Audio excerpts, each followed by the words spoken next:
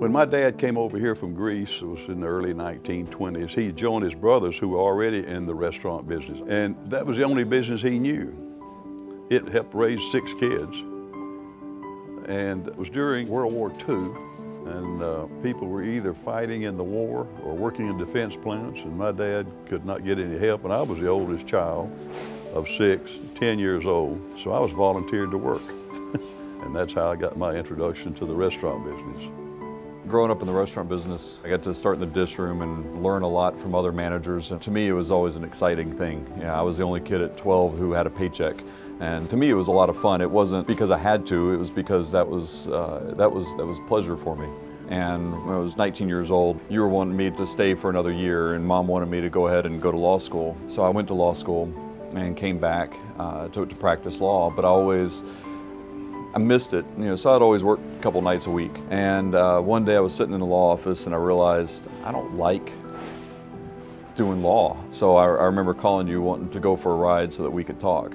When you called me one day, you started telling me about the pros and the cons of law and the pros and the cons of the restaurant business. And then I knew what you were doing at that time. You were telling me that so that you could justify the expense of having sent you to law school and telling me you want to get back in the restaurant business. So when you came right out and said you wanted to come back in the restaurant business, I said, oh, thank you, I thank you. When I was working here more full-time, I had to learn how to run a business, which means I had to meet with accountants, I had to meet with bankers, and so I would sit and listen to you talk to them and learn a lot that way. But even growing up as a kid, when I was out of school, you would take me around and have meetings with people, and I would sit there and I would listen, and then we'd get back in the car and I would ask you questions. And I learned a tremendous amount that way. And Mom and I would always fuss and fight over the servers. What the servers were supposed to be doing, what the servers weren't supposed to be doing. And by doing that, I learned a lot. I learned how to run a dining room, how to look at people, how to notice details.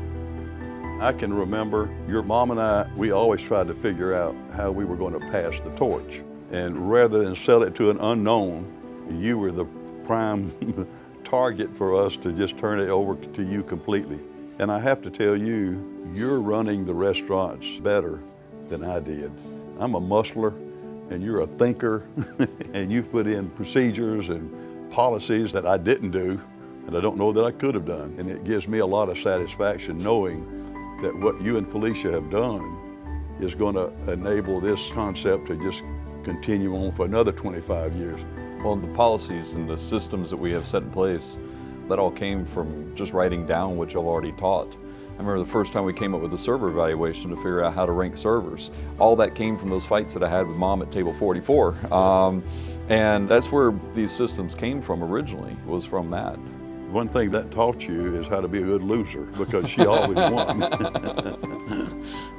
After being with Demos's for a while, I thought, I want to start another similar type of concept, something slightly different, something to give different options to customers that we had. So we worked out those recipes and opened up Peter D's, basically to give different options that we don't have here. So anything that I've seen from customers that have said, hey, we wish you had this at Demos's, I try to adapt and take over to Peter D's. Well, let me just summarize by saying that what you've done with Peter D's, I'm awfully proud of it. I think it's a great concept. And I'm looking forward to see what's going to happen when you celebrate your 25th year.